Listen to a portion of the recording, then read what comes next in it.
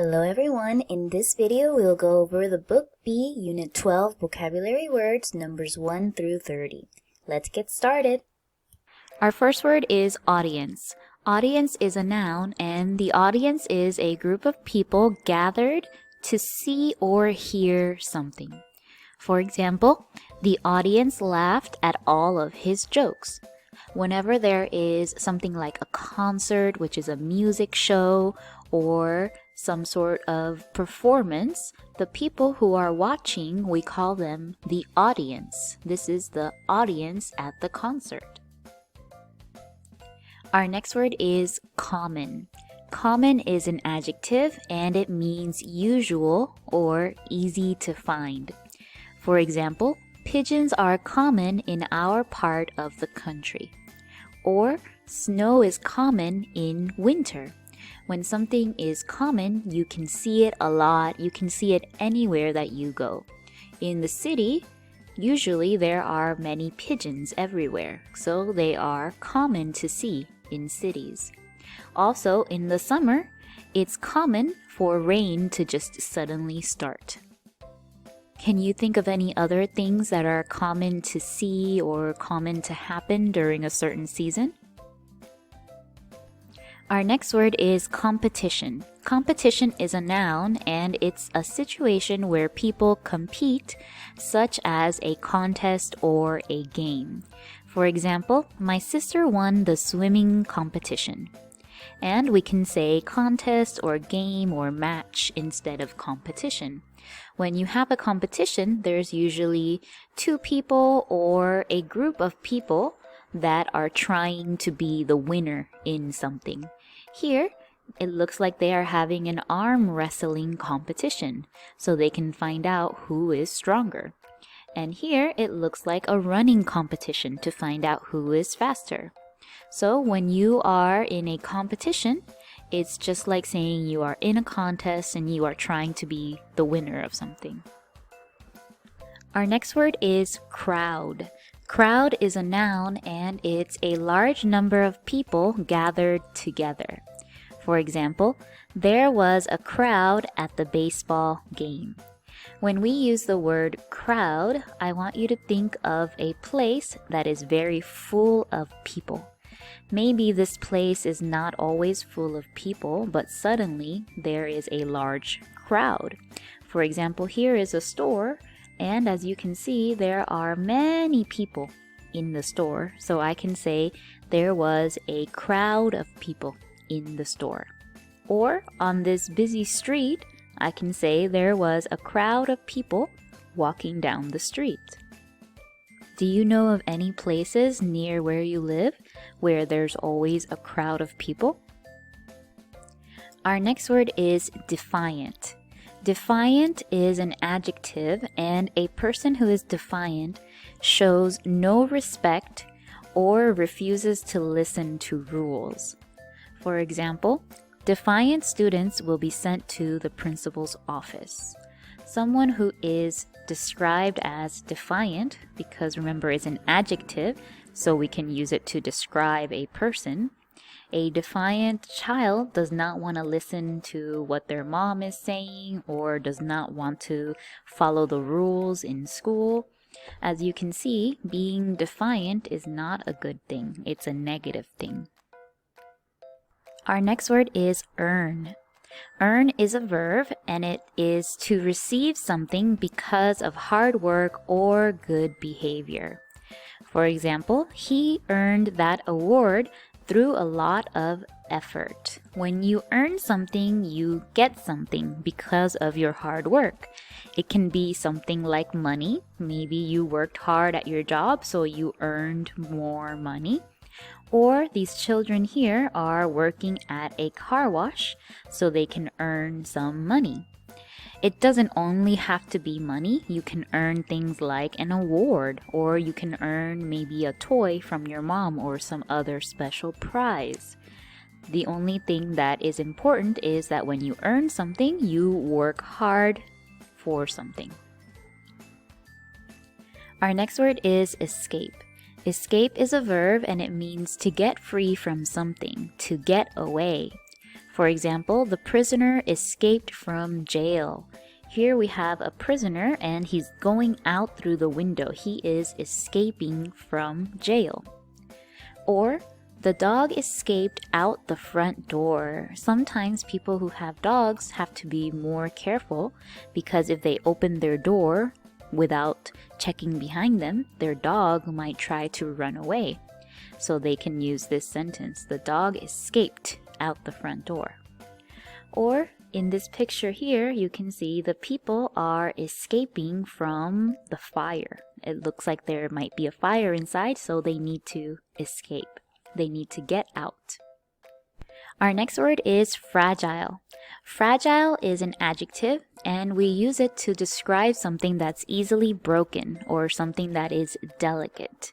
For example, the fragile chair cracked when he sat on it.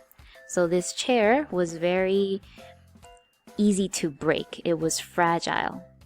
And here's another example. When you are moving to a new house and you have some cups or some plates that are easy to break, you need to wrap them in something because they are fragile. They can be easily broken. Or here, the fragile plate broke when I dropped it. Our next word is garbage. Garbage is a noun and it is food or other things that are thrown away. Garbage is the same as trash. Let's look at the example. There was a lot of garbage in the street after the festival. Of course, this is what garbage looks like. It's just any trash. You can use garbage to describe trash that you find outside or trash that you find inside. For example, you can say, please put this paper in the garbage. Our next word is gorgeous. Gorgeous is an adjective, and gorgeous means very beautiful. So when you think something is very, very beautiful, you can say it is gorgeous. For example, the princess was wearing a gorgeous dress at the party.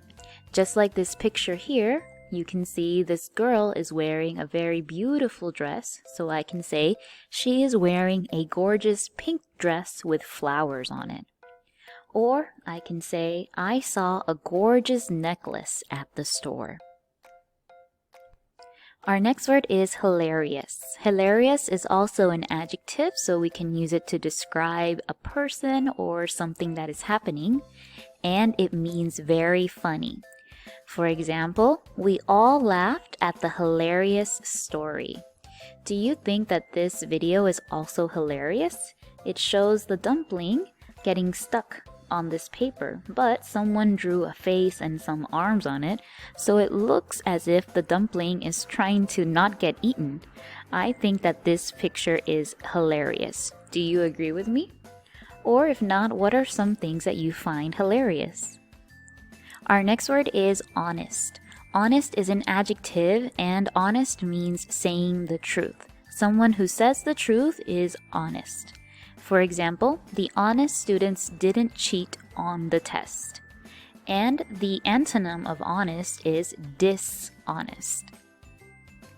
Many times when people are trying to show that they are honest, they will cover their heart with their hand and put their other hand up to show that they are telling the truth. But someone who is dishonest, they will cross their fingers like this behind their back, because this shows that they are telling a lie. So if you see someone crossing their fingers behind their back like this, be very careful because they might be telling a lie. Our next word is label. Label is a noun and it's a small piece of paper or cloth that is attached to an object. Usually a label can be found on the back of a shirt or other material, and the label just gives us information about what the object contains, so what it's made with, how you should use it. Let's look at the example. The label in my sweater says to wash it in cold water. Or, I typed the address on a label and taped it to the package.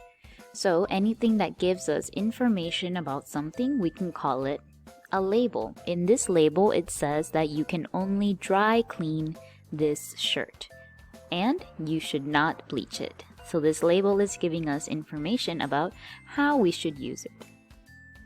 When you have a label on a package, like a box, that label is giving us information about who owns it.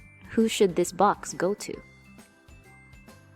And in your class, if you have maybe a cup or a basket that says pencils on it, and this basket is where you put all the pencils in your class, then this sign here that says pencils, this is the label, and it tells you what it contains, what should go inside. Pencils should go inside of this cup. Our next word is modern. Modern is an adjective and it means having to do with the present or current times. For example, modern computers are smaller and faster than old computers.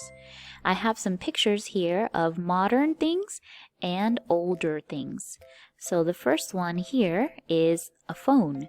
This is what an old phone used to look like, and this one is the modern phone. It is the new phone that we use today. This is what cars used to look like a while ago, and this is what they look like now. So this car is a modern car. It's the cars that we have now. Same thing with the television. This is what an old television used to look like, and this is what a modern television looks like. And our last word is neither. Neither is a conjunction, and it means not one or the other of two. Not either. For example, neither the cat nor the dog came into the house. When you're using the word neither, it means none. Maybe there are 2 choices or 3 choices, but when none of the choices are correct, you can say neither. So neither means not this and not the other one too. Please don't confuse neither with either, because either means one of the choices is correct. So you can choose this or you can choose that. For example, if I go to the doctor and I have to choose between Dr. A or Dr. B, if I say either, then it means Dr. A is okay or Dr. B is okay. Actually, I don't care which doctor I see. I can see either. I can see this one or I can see that one. It doesn't matter to me. But when I say neither, it means none. I don't want to see Dr. A. I don't want to see Dr. B. Maybe I need a new choice. Maybe I need to see Dr. C because I don't want this one and I don't want this one too. So please be careful when you're using either and neither.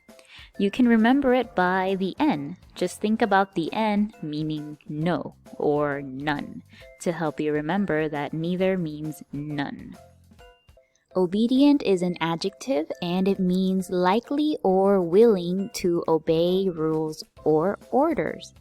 For example, he isn't obedient when his father is away. Remember, obedient means that you follow the rules. So if he is not obedient, it means he does not follow the rules. So obedient is someone who listens and follows the rules. I can say this dog is obedient when its owner tells it to sit down. It listens. We can also change obedient to an adverb by adding ly. So I can say he listens obediently. Or this obedient child started doing his homework on his own without his mom having to ask him to do so. He is very obedient. He listens and he follows the rules. Our next word is object. Object is a noun, and object is anything that has shape or form and can be seen or touched. Object is basically the same as thing. Sometimes we don't know what something is, so we can ask, what is that thing? Or I can say, what is that object? Let's look at the example. The only object in the room was a chair. So as you can see, I can easily change thing and object. The only thing in the room was a chair. And with both words, sometimes when we don't know what something is, we can use these two words to ask. For example, if I see this here and I don't know what it is, I can say, what is that orange object? Or, what is that silver object in the wall? Our next word is poem. Poem is a noun and it is a piece of writing different from ordinary writing in its special form, rhythm, and beautiful or interesting language. Poems are often short and express feelings, and they sometimes use words that rhyme. Let's look at the example sentence. He wrote a poem to describe the beauty of winter. As the definition said, a poem is a kind of writing. Just like you write essays, a poem is something that people like to write when they want to make a beautiful story or an interesting story about something. Let's look at this poem. The title of the poem is A Little Seed. A little seed for me to sow, a little seed to make it grow. A little hole, a little pat, a little wish, and that is that. A little sun, a little shower, a little while, and then a flower. So this poem is about planting a seed and watching the flower grow. And in this poem, did you see all of the rhyming words? Let's see if we can find them. We have sow and grow. We have pat and that. And we have shower and flower. There's a pattern of rhyming words in a poem. Not every poem has rhyming words, but many of them do. So what do you think? Did you like this poem? Our next word is professor. Professor is a noun, and a professor is a teacher with a high rank at a college or university. For example, the professor taught a class of 200 students. After you finish elementary school, you will go to middle school, and then after you finish middle school, you will go to high school. When you finish high school, that's when you can choose if you want to go to a university or a college. The teachers at university are called professors. So instead of teachers, you would call them professors. And these teachers usually have classes that are much larger. Maybe there are over 200 students like this.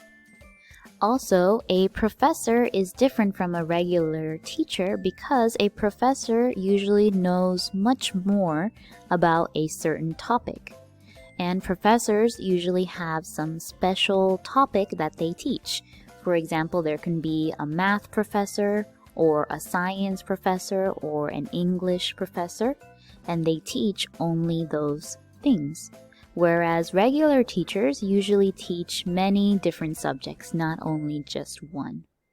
And professors have to go to school for a long time before they can become a professor.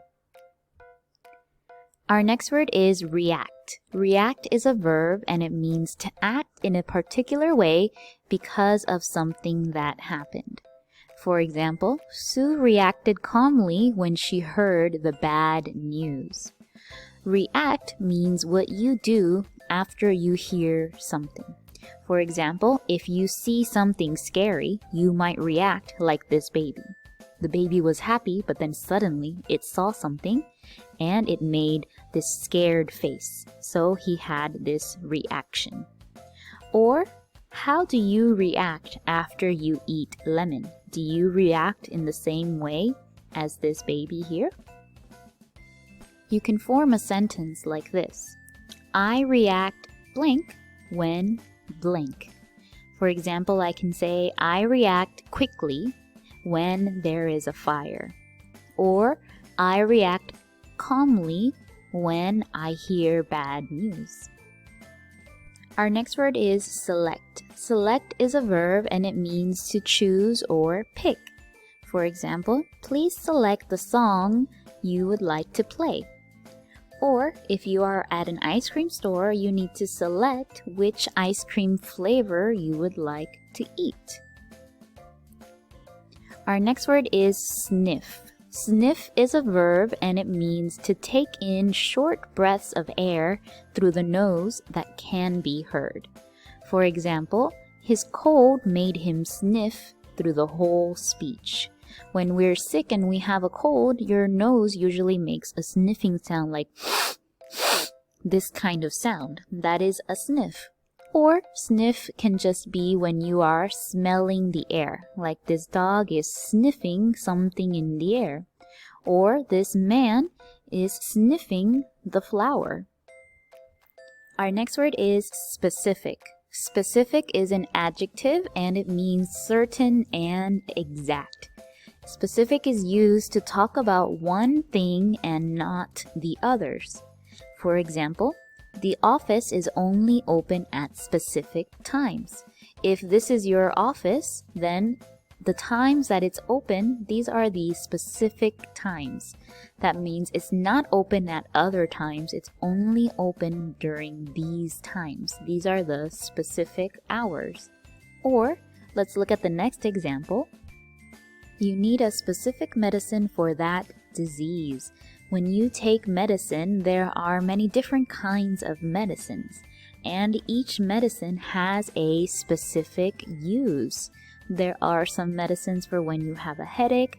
There are some medicines for when you have a cold. So every different medicine has a specific use, and you can't just take any medicine. You have to be careful and find the medicine that is specific for you. Our next word is spotless. Spotless is an adjective and it means completely without dirt, stain, or spots. So something that is spotless is very clean. Let's look at the example. She scrubbed the dishes until she was satisfied that they were spotless. Or, the head chef made sure that the kitchen was spotless. If you look at the pictures, you can see this bathroom looks very clean, so I can say the bathroom is spotless. Or, she cleaned the kitchen until it was spotless, until it was very clean.